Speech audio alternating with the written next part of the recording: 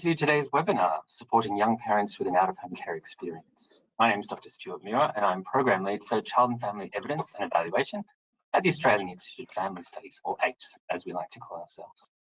I'd like to start with an acknowledgement of the Wurundjeri Woiwurrung and Bunurong people of the Kulin Nations, who are the traditional owners of the lands that I'm speaking from in Melbourne. I'd like to pay my respects to their elders, past, present and emerging, as well as to any Aboriginal and Torres Strait Islander people who are joining us today. So we're presenting this webinar in the middle of Child Protection Week, and that's a time that we dedicate each year to work with the National Association for the Prevention of Child Abuse and Neglect, or NAPCAN. And this year's theme for Child Protection Week is Every Child in Every Community Needs a Fair Go. So to this end, NAPCAN is hosting a series of webinars that focus on children growing up safe and supported. And today, NAPCAN and AIFS are collaborating to present this webinar that talks about how we create a supportive environment for young parents who have an out-of-home care experience so that they and their children can thrive. You can find links to the other webinars that NAPCAN's doing in the handout section of GoToWebinar and on NAPCAN's website. I also wanted to quickly acknowledge the Australian Research Alliance for Children and Youth, ARACE, because they've helped us prepare for this webinar, and you can find their research report on young parents with a care experience in the webinar resources on their website. So now I'd like to go to our presenters. I'm very pleased to welcome Jade Patel, who's an AIFS alumni and a multidisciplinary researcher and practitioner who's done work on out-of-home care and transitions of care. Jade's worked across the academic and community sectors in championing youth participation in policy and decision-making, and she's currently undertaking a PhD at Monash University, where she is working on early pregnancy and parenting among care leavers. So welcome, Jade. Joining Jade, we also welcome Kylie Bolland, team leader at Caboolture Young Mothers for Young Women.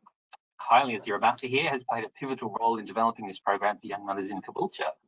And Kylie has decades of experience working with families, and particularly with young families affected by or experiencing domestic and family violence, homelessness, or who've been involved in the child protection system. So welcome, Kylie.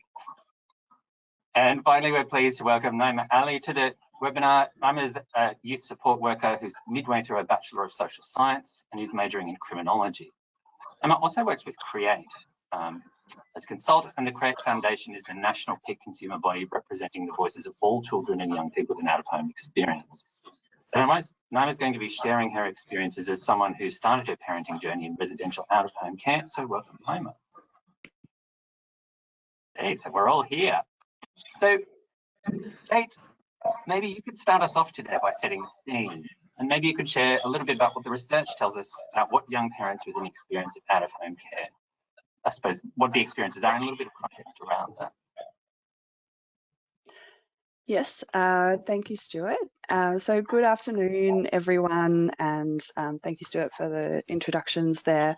I'm on Wurundjeri land also, and I just want to start quickly by saying that it's really great to be here today to talk about research on supporting care experienced parents with Kylie as an active practitioner in the field, and with Naima, who's representing for care experienced young people, and the CREATE Foundation Youth Expert Advisory Group in Victoria, who I have a long history with. And so my research on care leaver early parenting has been in Victoria, but I'll take you through some of the research from here and internationally to begin with. So Kylie's got a slide there. And so this slide that we're looking at shows results from 2-term studies in the United States, and they managed to interview almost the entire population of care leavers in the Midwestern states for the earlier studies there, and in California for the later ones.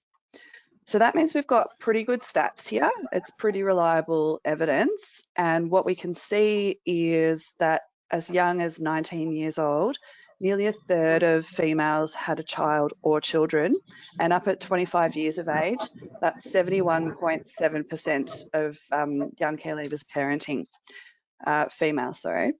So for males, the rate is lower, but it's still at least double the rate for males with no care experience.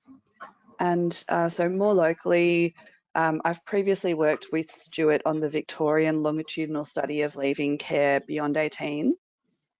In that study, we had around nearly 200 young people participating, and 31% of those who answered questions on pregnancy had been pregnant or caused a pregnancy, and 19% were parents by 21 years of age.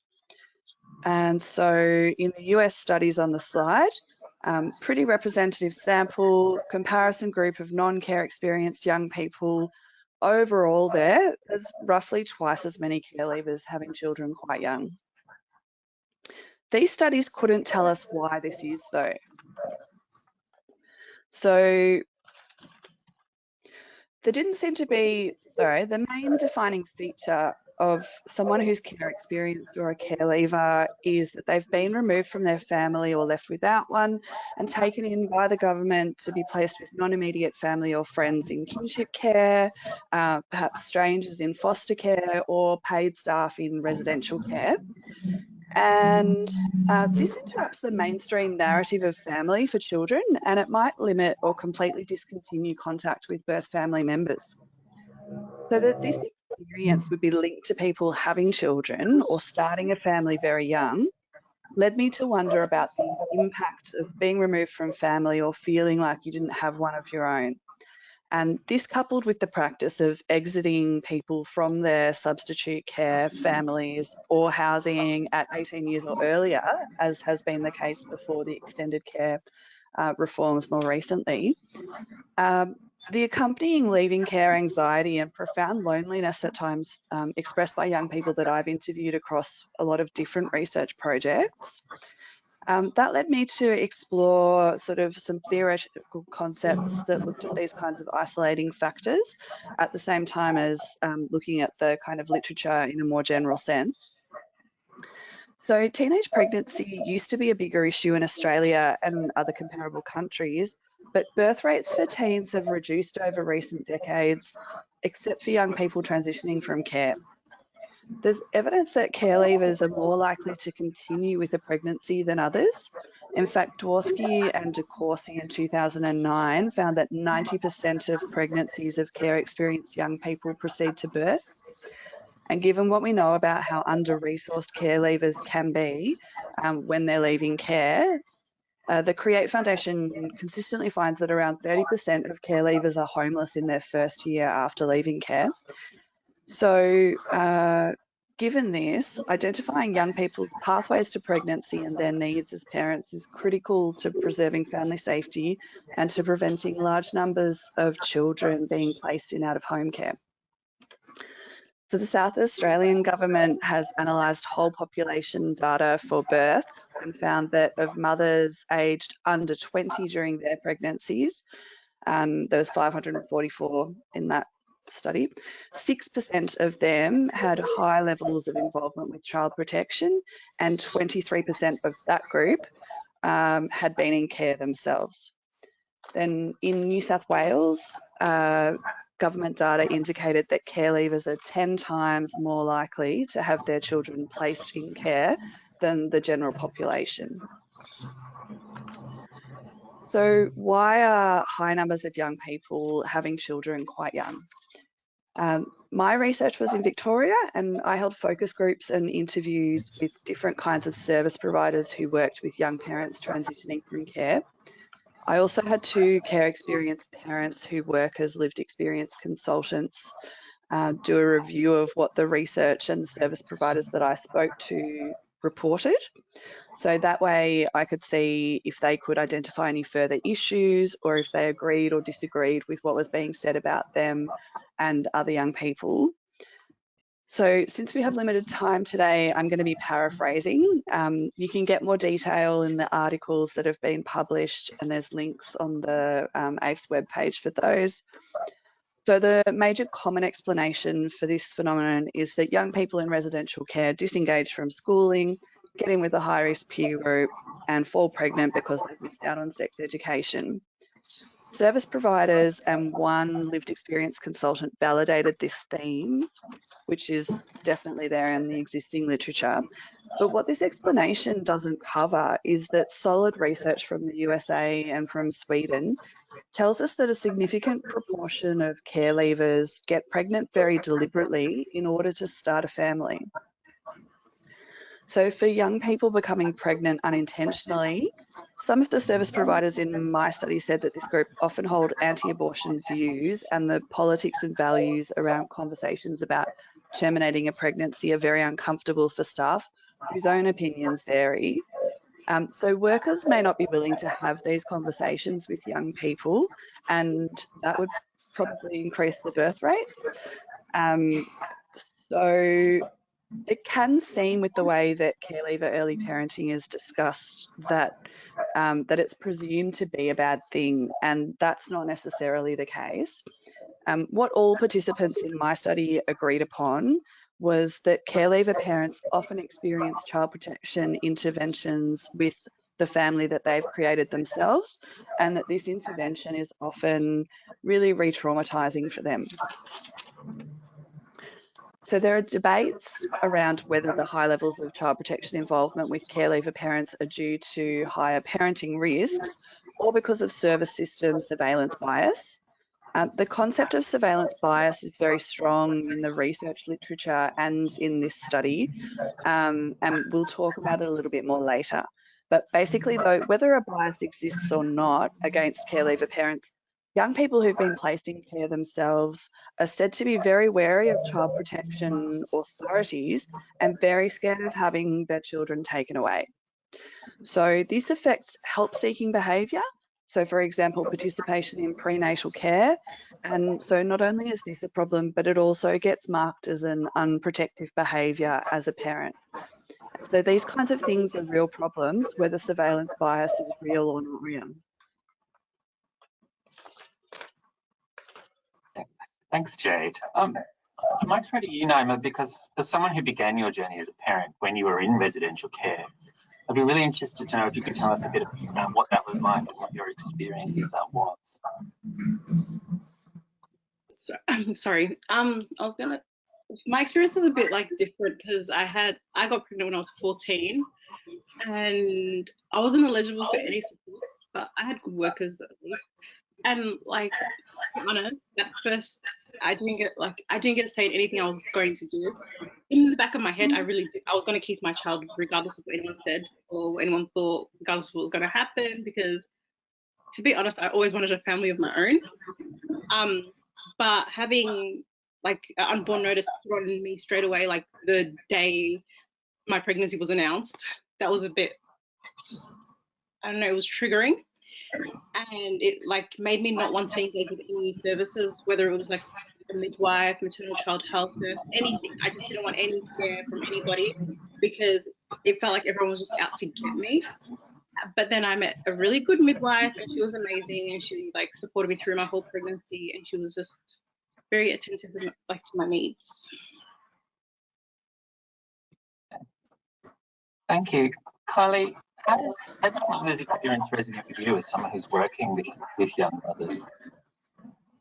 Yeah, so up here in Queensland, we're on Gubbi Gubbi land in Caboolture, and our experience here at Caboolture Young Mothers for Young Women, we're based in between Brisbane and the Sunshine Coast, is very similar to Naimar's experience. So we came about, our service came about because the Caboolture Hospital noticed that there was a large cohort of young women under the age of 20. About 30% were birthing at the hospital with little to no antenatal care. They weren't sure why. Our kind of experience would say that Naimar's experience was really common, that they felt judged, they felt watched. So I guess the hospital were keen to understand what was going on and how they could increase young women's access to healthcare and antenatal care. They reached out to the organisation I work for, Micah Projects, who had lots of experience working in Brisbane at Young Mothers for Young Women and had worked with the Mater Hospital. and they really kind of looked at what were some of the challenges that were impacting young women's ability to access antenatal care, to see if they could come up with a solution. And they pondered ideas and put them together, and fortunately for us, funding came about through the Queensland Government around that time. We were really fortunate, and we thought together we would try a program. We'd not done it before, we didn't know if it would work, and we weren't really sure how to go about it, but we thought we knew that if we could combine healthcare and social supports together with a framework that kind of looked to target those young women that were falling through the cracks, that we could have some impact. Yeah. And look, we know that the experience for lots of young people in out-of-home care had been really difficult. We think that sometimes it was difficult for workers in the child protection system to know what supports were needed in terms of the steps to get their health care. They themselves weren't sure. I guess we were really looking to see how we could address those barriers together and work on it. I'm thinking now it's big right time to talk a little bit further about our actual program and what that now looks like. So we're now 5 years down the track, and we have a program that combines antenatal care and social supports together. That means that our midwife does a triage process with every young woman that registers to birth in the Caboolture region. Through that process, she's making assessments with the young woman about what kind of model of care would work for her. It may not necessarily be with our program, it might be with another program, but she's looking for some indicators that might suggest that accessing a standard antenatal care may be more difficult. So if a young woman talks about being in out-of-home care, perhaps involvement with child safety in another way or with youth justice, that she has no transport, that she may be couch surfing, that there's other kind of social needs that are going to impact on her healthcare, we'll support her to access our service. Alongside that antenatal care, we have family support workers who address the social needs, everything from housing, domestic and family violence and safety in relationships, through to mental health, accessing income support, parenting support, accessing legal support, particularly around child protection. We also have a peer support program. So we acknowledged that for most young people, it's important to have access to professionals, but we also know for young people, they access information and support from their peers. And we also know that if we can build a network of young women in the community, like Neymar, that have skills and experience and knowledge, that we can grow the support network for young women. So we employ a peer workers in our teams to support young parents and to be the stopgap between us and the young women.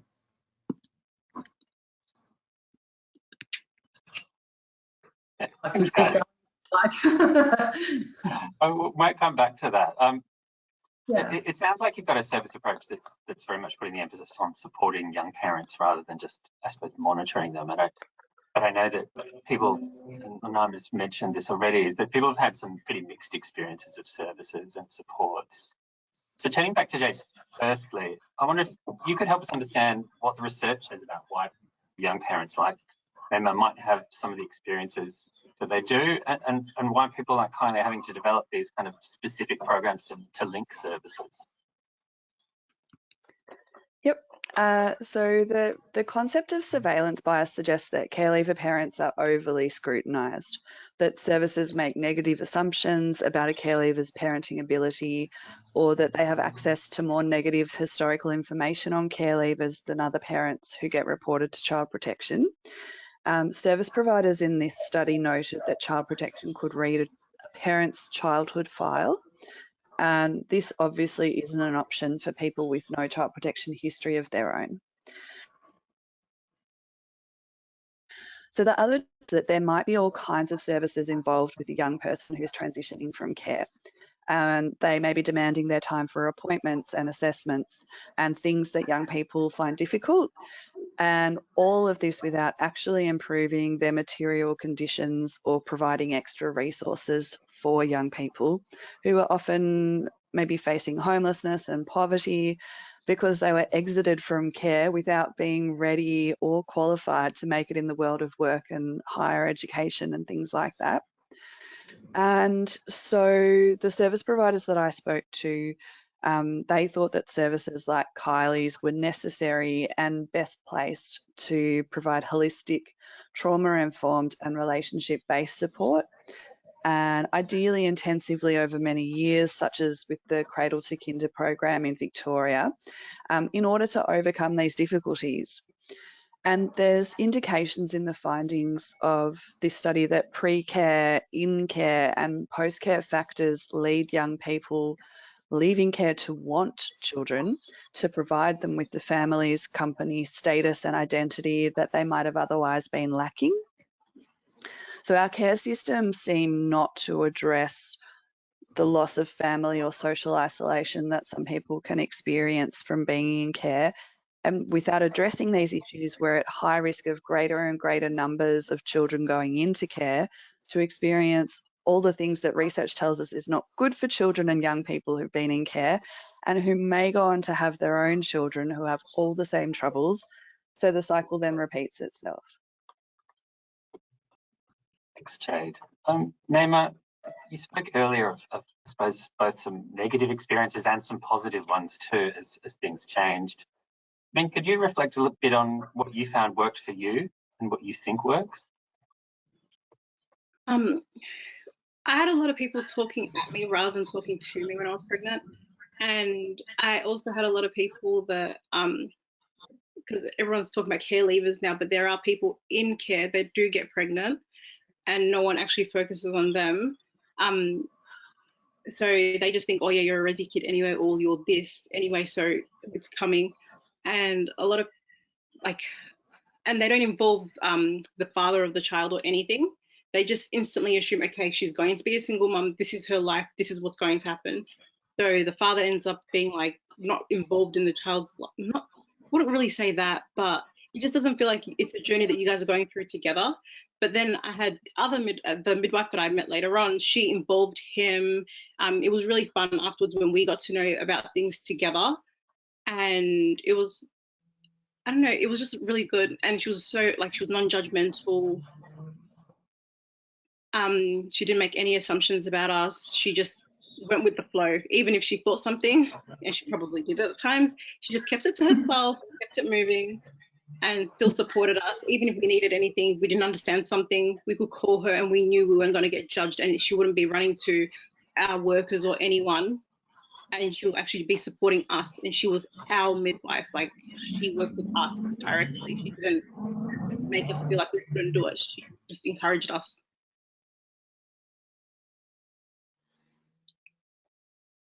Thanks, Naima.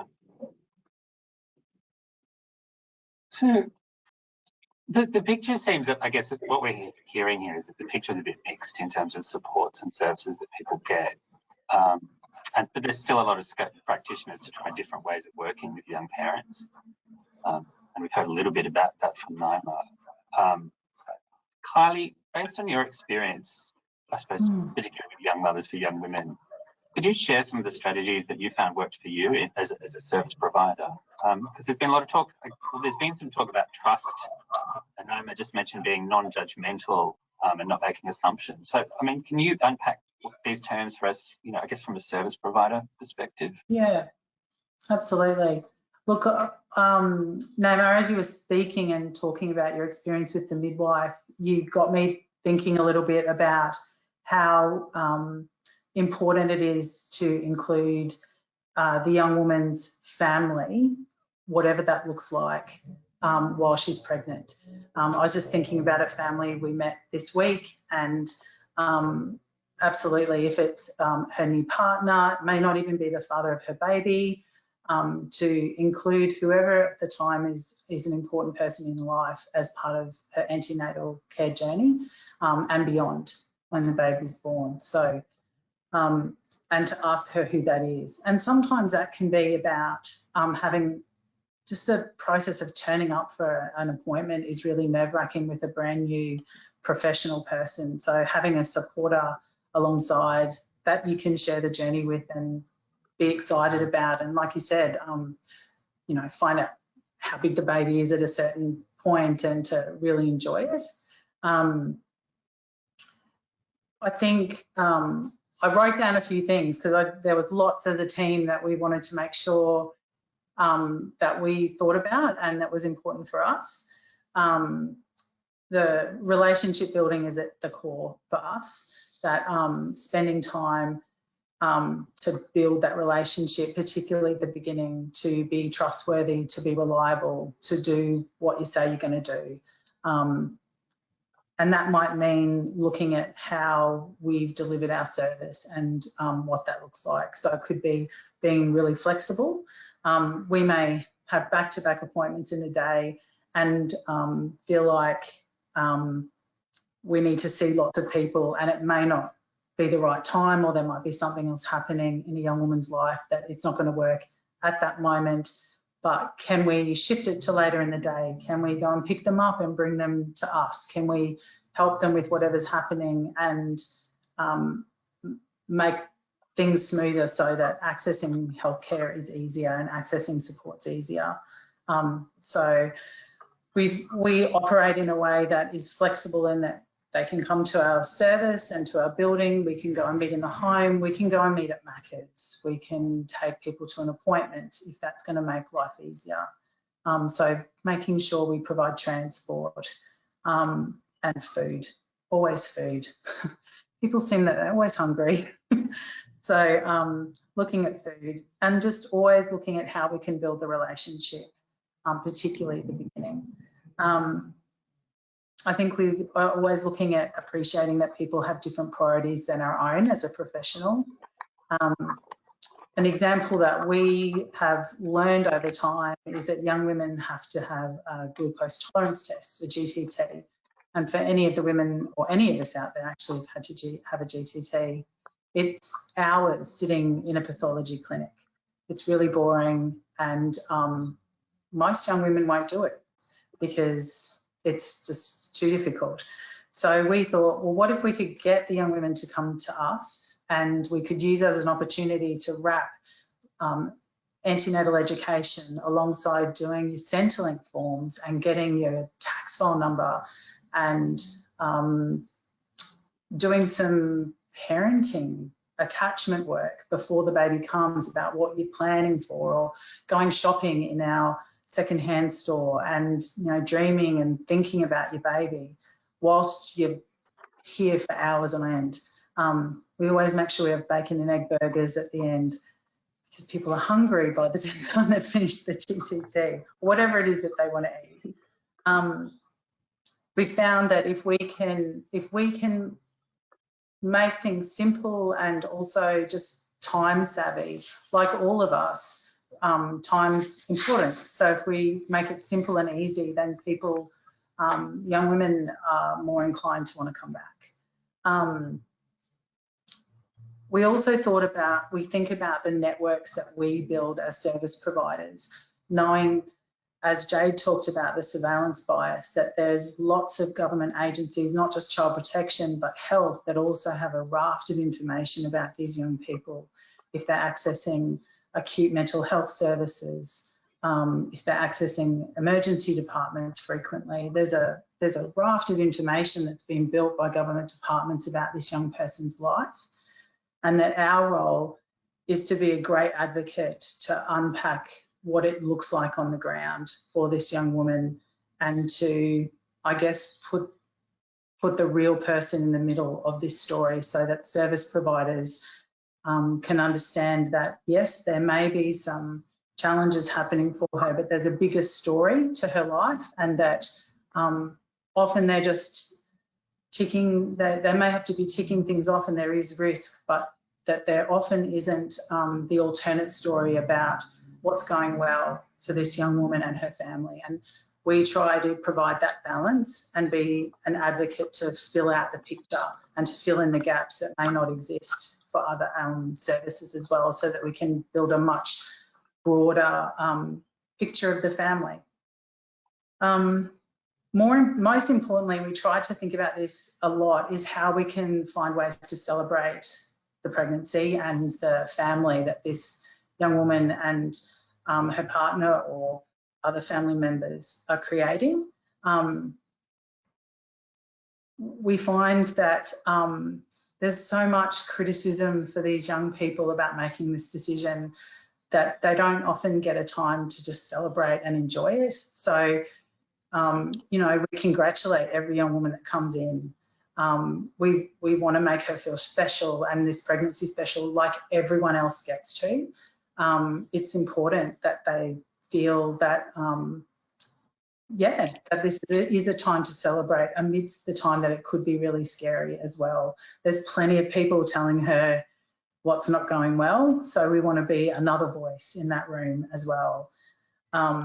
So we make a big deal when they come in. We have lots of partnerships with organisations like A Brave Life, who pack these beautiful baby bags with nappies and clothes and everything you need to take to hospital, so that when you arrive, you've got everything you need. We do secondhand baby clothes, so we shop together, we take lots of photos, we get breast pads, everything, so that she's prepared. We think about our space, so we operate in it's a brick and tile building. It looks like a home. It's a very home-like space, so we try and make it home-like and safe, that young women feel they can go to the fridge and get something to eat, or wander around and feel comfortable as well.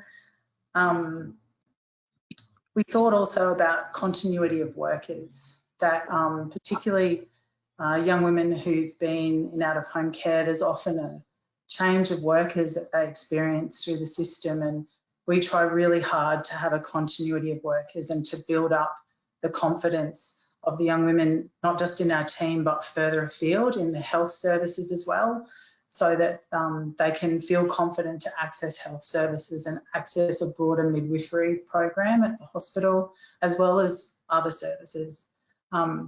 We know that we can't do this work alone, so we work really hard to be on first name basis with child safety service centres and the workers there, with child health, with legal services, with youth justice as well. That would be our other key. We work really hard to build those relationships so that we can introduce young people by name to another worker and build that trust as well. And I guess the last thing, we really try to think about ourselves as workers and know that sometimes young people can be really difficult and frustrating to work with, and we are human beings as well, and we have bad days, and to really check in on ourselves. If a young person's missed a really important appointment, we've worked really hard for, like a dental appointment at a public dental health clinic, which we almost really, we think about, okay, am I the right person to be replying now to making that call? Can someone else do it? Do I need some time to, we're really conscious about how we're communicating, because young women pick things up really quickly. So are we being respectful?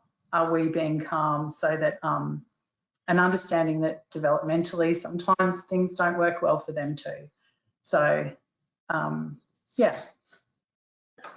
I think, finally, this was the last one we came up with too. We want to normalise with the young women that navigating systems is really difficult. We struggle working through health, housing, Centrelink ourselves. So we talk about that and our frustration and how difficult it is to normalise that, yep, this is really hard and it's not you, it's not your fault, just so that it's more normalised. And yeah, I think that's it for now for me. There's a lot. Thanks, Kylie. Jade, did you have anything that you wanted to add to that list? I guess that things that service providers can do or strategies they can adopt. I think sort of broadly, this is kind of about participatory practice at an individual level. And so making sure that young people are informed and prepared for being part of decision making about themselves and about their lives. Participatory support helps to heal trauma from a lack of agency. And that lack of agency for young people who've been in care can be built from experience of maltreatment, or it can be from out-of-home care processes that take agency away from them.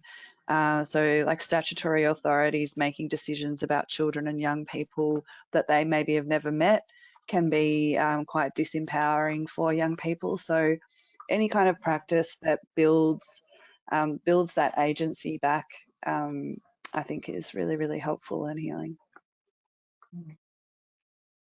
Thanks, Jade. Nema, I mean, you have a lot of experience that you've talked about personally, but also through your own work. I wonder if you also had some suggestions for workers that you think strategies they could adopt to do their job better and to support young people better.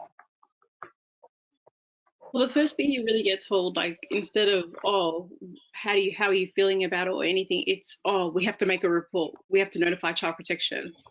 Like, I have all these emotions and that's the first thing you're putting on me. Instead of that, I wish like someone just had sat down with me and asked me how I'm feeling and if I'm okay, if, just all these questions.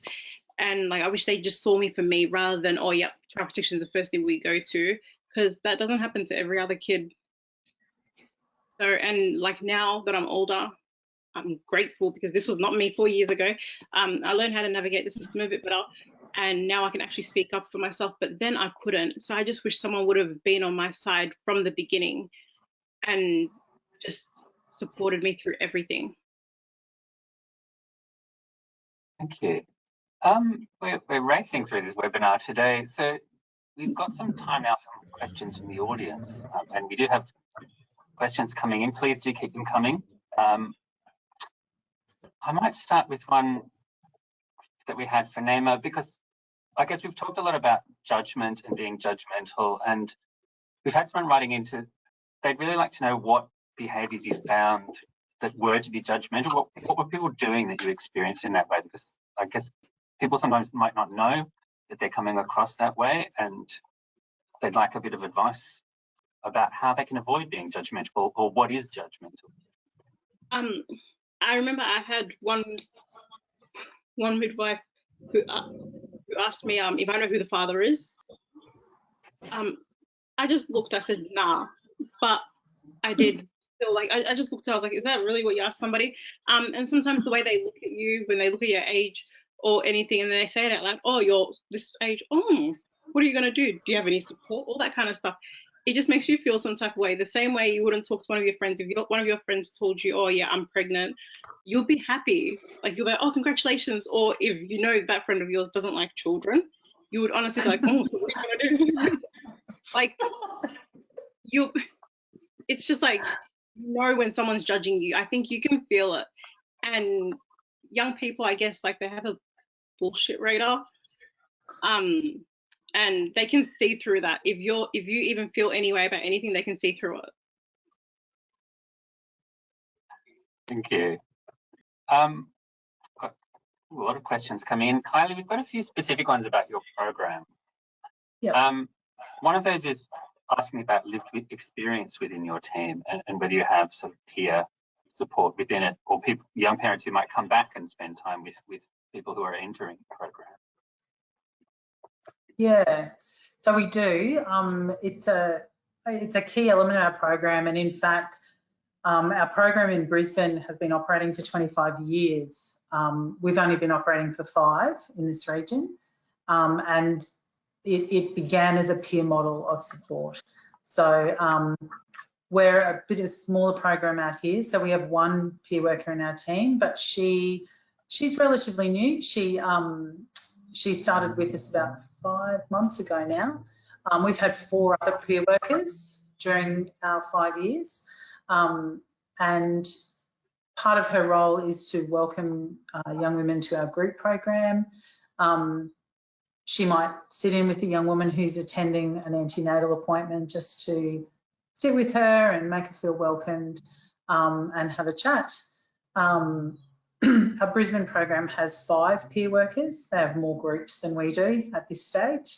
And they're involved in every group program as well as clinic programs that happen. So yeah, it's built in terms of building connections with young women.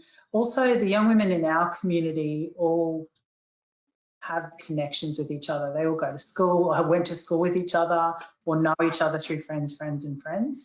So our peer work is a really important element in terms of connecting with young women out in the community who might be isolated and want to connect in to our groups and other activities.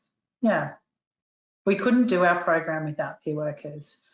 They're also, our peer worker's name's Tiana, and she keeps us incredibly accountable. You know, if we have the wrong idea about something or we're just off base, we really encourage our peer workers to tell us to pull our heads in and to think about things differently and to think about things from a young woman's perspective.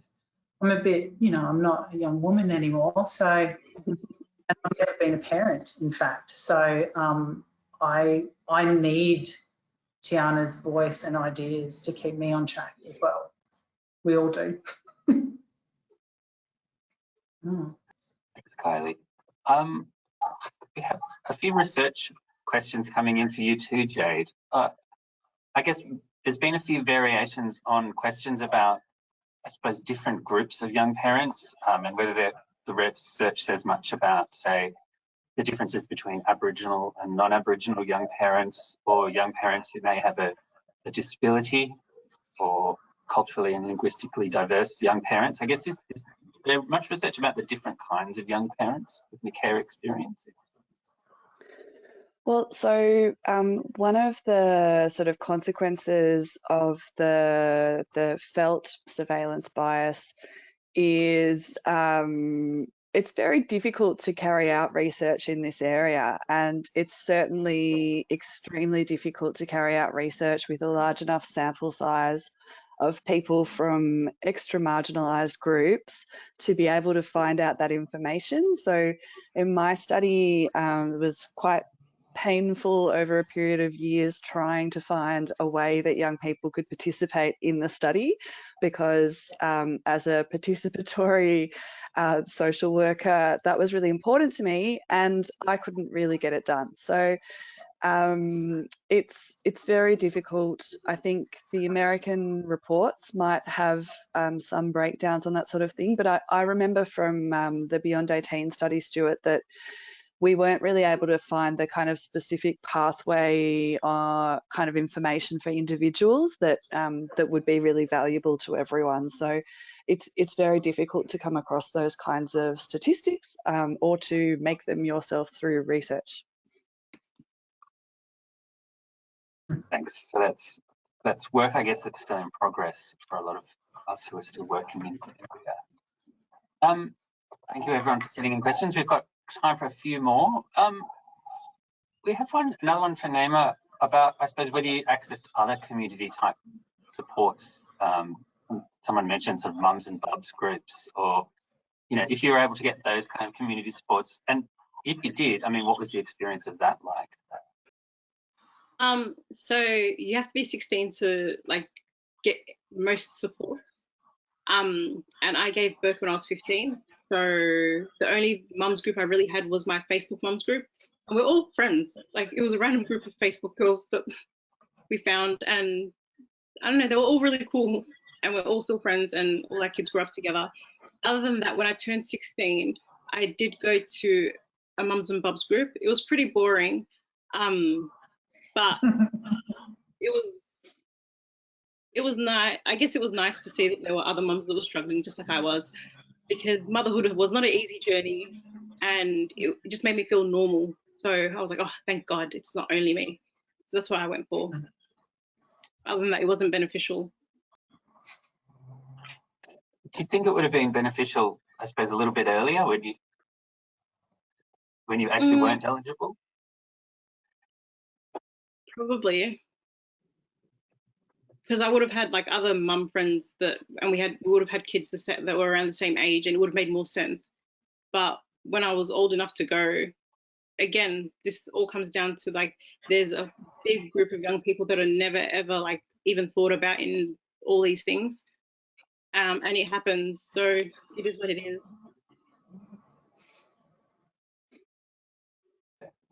Thanks, I suppose there's a few more specific questions for you, Kylie, on I suppose the nature of the program, and one of those is around how long you offer support for. What's the time frame in which you offer support to young mothers? Yeah, look, that will really vary for each young woman. We're really fortunate that we're an outcome-based service here in Queensland, not output-based. We don't have to reach numbers or hours of service support. That said, if we only worked with the same number of women all the time, we wouldn't reach people in our community. So some young women will obviously track through support through their antenatal care and then beyond.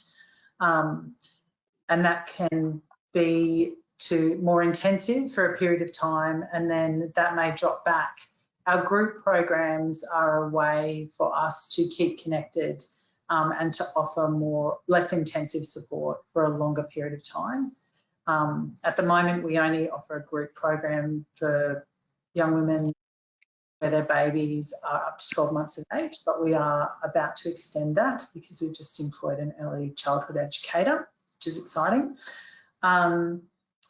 So I guess the short answer is we may do a very short piece of work with a young woman for a few months through her antenatal care to get into housing when there is any, and to link into groups, or we may work with some young women for a couple of years as well.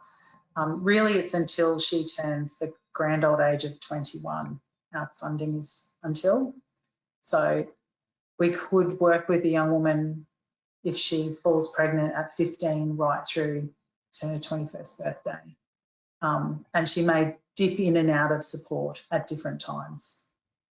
Yeah, I guess our aim is to build young women's kind of trust in other services and her experience and capacity and skills so that she can link into other services or supports in the community that aren't just with us. Yeah. Okay. Thanks, Kylie.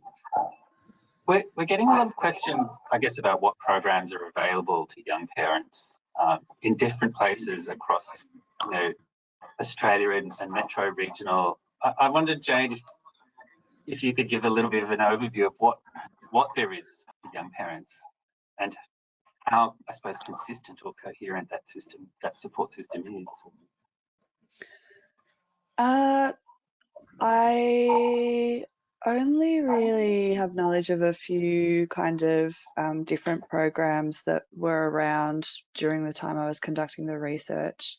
Certainly the Cradle to Kinder program was a statewide program, and there's also Aboriginal Cradle to Kinder. So Cradle to Kinder itself was targeted at young people from out of home care, young women with disabilities, and maybe any other kind of young women in particularly difficult circumstances. So for other young parents, I think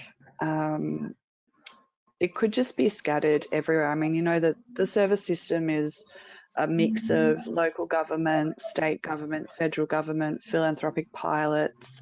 The job of a worker is to somehow figure that out and find everything. And it's great if young people can do that themselves, but the service would have to take self-referrals and not require a service-based referral. So there's all those kinds of requirements in services too, that you have to have a worker to get a worker. So there was some Parents Next contracts that went to different community service organisations, and I think that they might have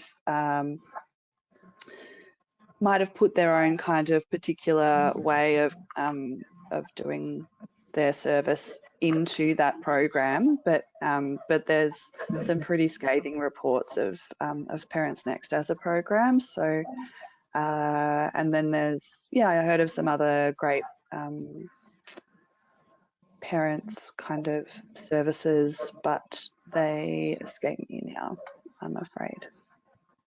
Can I quickly say something? Please.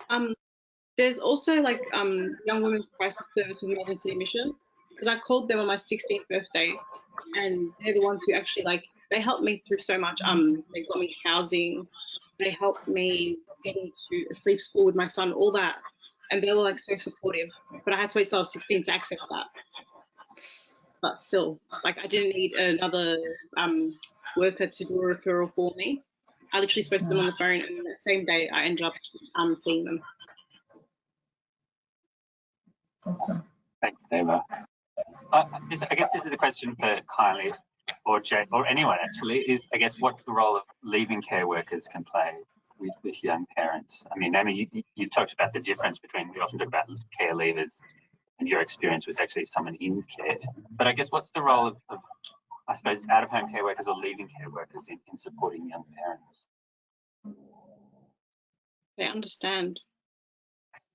It's a different, like, I don't think it's easy to answer that question, because as someone who left care, me going to go work with people that are in care now, it's completely different.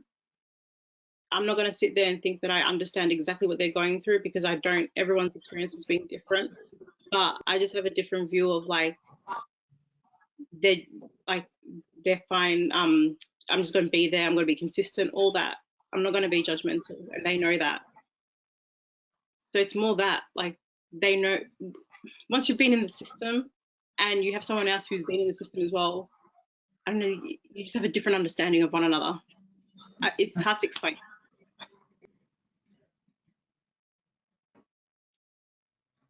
Jade, I suppose as someone who's worked quite a bit in leaving care and transition from care, I wonder if you had anything to say about, I suppose, what the role of leaving care workers can be in this space. Well, I think that leaving care support can be quite a generalist sort of position, and Naima and I have worked together on the Better Futures Youth Expert Advisory Group and the extended care reforms in Victoria. So I think the intention of those reforms is to be able to provide that flexible, generalist kind of support, the sort of things that Kylie is talking about. But the capacity issues is really kind of what constrains that. And a lot of the participatory practice and stuff that I was talking about is heavily constrained by pressures and the capacity of workers and services to respond to everyone who needs help, or to find the things that they need for help. Because if you're talking about leaving care, then you might have a leaving care plan that you have to do, but if you can't find any housing, how do you make a leaving care plan? So it's everything is constrained by what's available to get, and that's not been so great in the recent years, I don't think. Thanks, Jade. And I would probably add to that to keep connected with services that might be able to offer support like ours, like work together. We might be able to share some of the load. We may have different ideas and access to other networks and supports. So I would encourage living care workers to try and find services that work with young families and connect with them and know them. Reply to emails and phone calls is a good one. You know, like, keep that connection up, and yeah.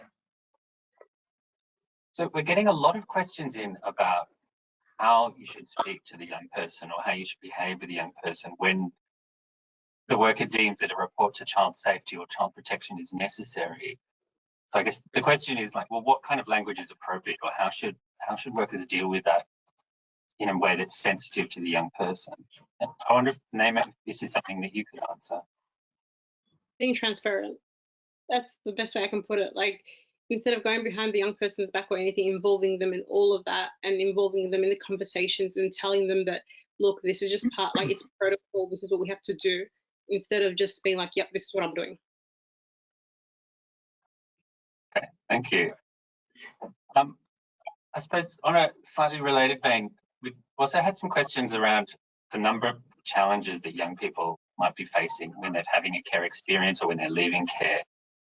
And we've had a question about how then, as a worker, they're meant, or how they can put the young person's needs as a parent or as a young parent to the fore when there are already so many other challenges. And the question that we've had is particularly around housing, like when a young person might have some challenges with housing, or they might not have a place to go to when they've had the child. How can the worker then support them, given that these are the things that might possibly trigger child protection's interest? I wondered, maybe Jade, if we could throw to you first for that one. So I think this is where I would say it's very clear that care leave or early parenting is a leaving care issue, and the lack of resources that are available for young people who've been taken into government care, who we have a duty of care to, as I think the UK term is corporate parents, but there's just not the resources there for young people to be able to look after themselves and make it on their own. So unfortunately, I can't say anything about what people could go out and do because the resourcing is not available. We've got affordability, kind of cost of living crises, housing crises. There's just an endless list of challenges. Thanks, Jade. Kylie, did you have any thoughts? Yeah, I think this is probably one of the biggest challenges that we see for young people and young parents.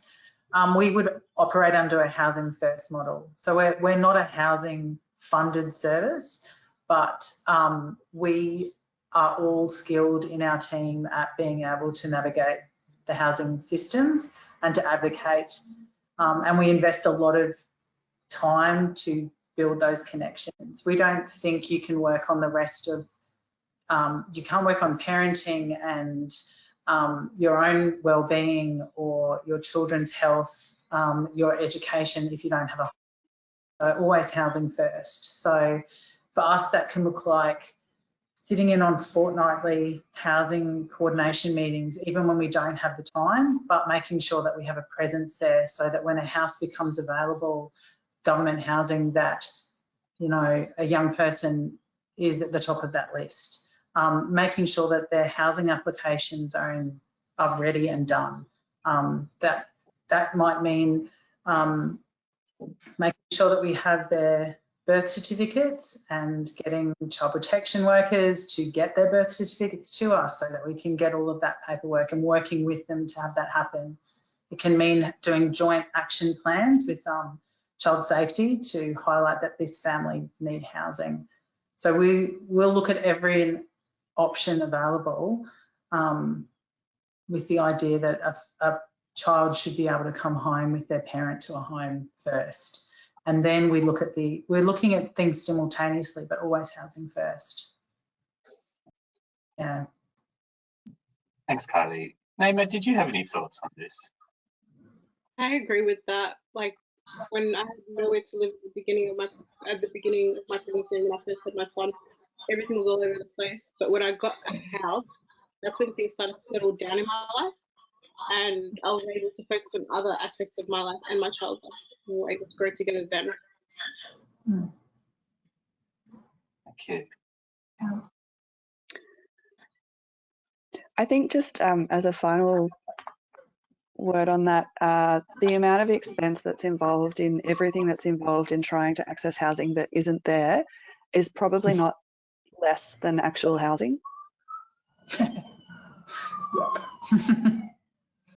we've had some questions about how you can offer longer term support to young parents rather than the short-term interventions that are commonly available. And I wonder, Kylie, if you had any thoughts about that. Yeah, we had to think really hard about this. in our region, it's remained fairly static, about 120 young women under 20 a year, thereabouts, birth. We certainly don't work with 120 young women. We had to think really hard about, do we offer a universally accessed service, knowing that there are lots of young parenting women with lots of needs, or do we really target our service for those who have much more complexity and will need more targeted intensive support?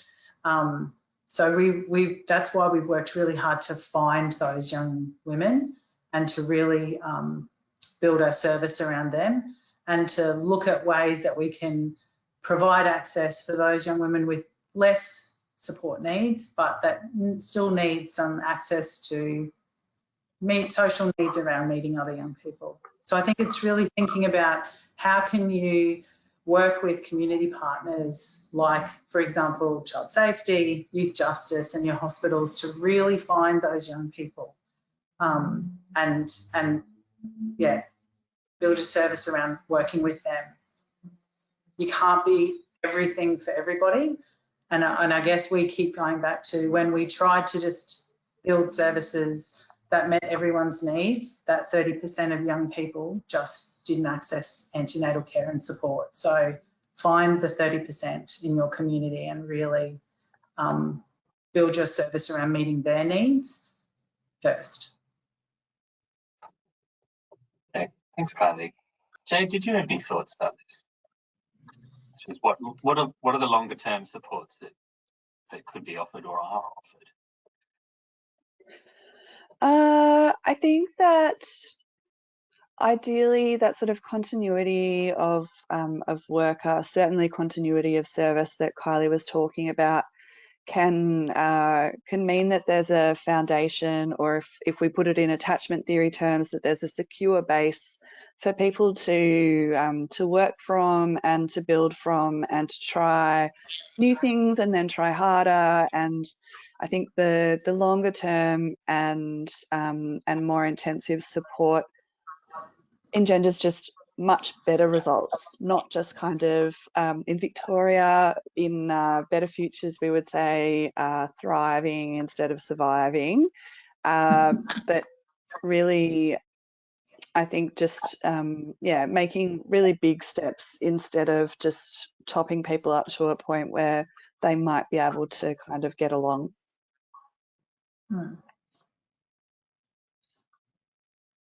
Thanks, Jade. Before we finish, I did want to ask Naima, when you first found out you were pregnant, what do you wish had been the reaction? I mean, what would have made a difference to you?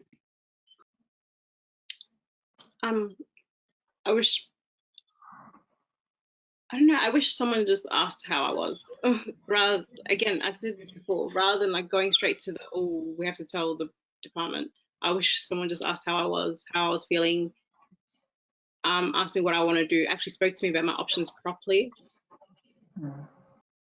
That's what pretty I wish. simple. Yeah, pretty much.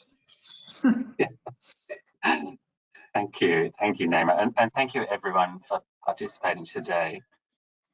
So thank you everybody for joining us today, and thank you for sharing your questions. We look forward to joining you again at our next webinar. Until then, stay safe and have a good week. Thank you.